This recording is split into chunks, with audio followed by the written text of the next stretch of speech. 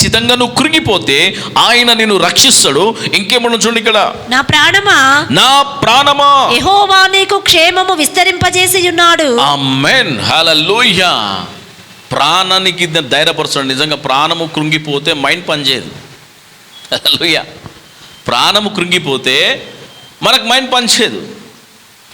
ఎవరికైనా ఇంట్లో ఏమైనా జరిగిపోయింది అనుకో, ప్రాణం కృంగిపోయి నీకేం చేయాలో అర్థం కాదు. అప్పుడు ఏమైనా ఎక్కువ సమస్యలు కృంగిపోయే వ్యక్తులు ఏమైనా అన్నారనుకో, మన ప్రాణం కృంగిపోయినప్పుడు నీ మైండ్లో యాక్టివేషన్ ఉండదు, చురుకుతనం ఉండదు, ఆలోచన ఉండదు, ఏమి చేయాలో అర్థం కాదు. మానసికంగా కృంగిపోతుంటావు, రోజు రోజుకి ఆరోగ్యం పాడైపోతుంటుంది. దినదినము నీ ఆలోచనలను, నీ ధైర్యాన్ని కూలిపోతావు, కృంగిపోతుంటావు. అందుకే దావీదు అంటును, నా ప్రాణానికి యెహోవే కేడము, ఆయనే నా పక్షాన ఉన్నాడు. హల్లెలూయా. ఎస్, ప్రభు ఈరోజు నిన్ను ధైర్యపరుస్తున్నాడు, ప్రభు ఈరోజు నిన్ను బలపరుస్తున్నాడు, నిన్ను సంపూర్ణంగా స్వస్థపరచాలని పరిశుద్ధాత్మ దేవుడి రోజు నీతో మాట్లాడతాడు. పిల్లరా, మనం కృంగిపోవద్దు ప్రియులారా.